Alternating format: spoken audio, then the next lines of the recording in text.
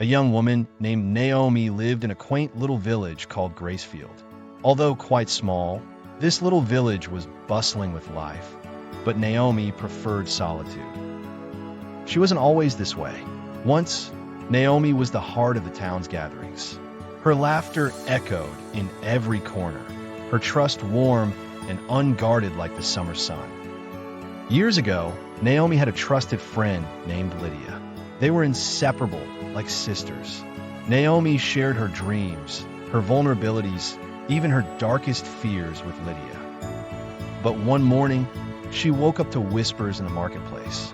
Her secrets, her deepest struggles, had been woven into town gossip. Naomi's world crumbled. Lydia betrayed her, and Naomi felt like a fool for trusting so openly. That very day, Naomi made up her mind that she would never trust anyone again. She kept her distance and built walls no one could scale. It's safer this way, she told herself.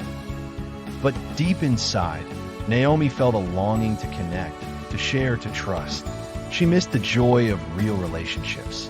Yet every time the idea of trusting someone again crossed her mind, she heard the echo of betrayal. Years went by. One evening, being quite restless, Naomi decided to go for a walk. As she passed the village church, something drew her in. The preacher was speaking on Psalm 118, verse 8. It is better to trust in the Lord than to put confidence in man. Naomi stiffened. This felt a little too close to home. But then he continued, we all know how it feels to be disappointed by people, don't we? It hurts deeply. You trusted them, and they let you down. But here's the truth. People aren't perfect, and they'll fail you sooner or later. So, if you're building your trust entirely on people, you'll get hurt again. But in the middle of human imperfection, there is one who never fails. Naomi leaned forward slightly. The preacher talked about Jesus' trust in his Father. How in the second chapter of John, Jesus knew people's hearts and didn't place his full trust in them, but he still loved them deeply. Naomi had never thought about trust this way. Trust wasn't blind, it was discerning. Jesus knew people's weaknesses, but loved them anyway. He trusted in God's unfailing character. That night, Naomi prayed for the first time in years. She didn't ask for a perfect friend or a life free from disappointment.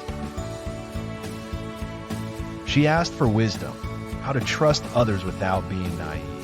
She asked for healing for her broken heart. And most importantly, she trusted that God would always be her anchor, even when people disappointed her. The next morning, Naomi began hesitantly taking small steps to connect with others again. She wasn't reckless with her trust. Instead, she learned to balance discernment and openness. Understanding that people could fail her didn't mean she had to stay imprisoned behind emotional walls.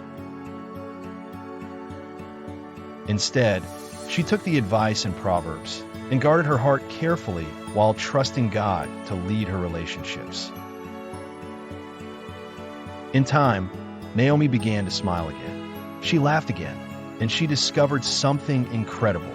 When her ultimate trust rested in God, human failures no longer crippled her. She could love people and extend trust while knowing that God was her safety net, a net that would never break. If you've been burned, it's understandable to put up walls. But don't let those walls trap you. When disappointment shakes you, remember that people are imperfect, but God is always trustworthy.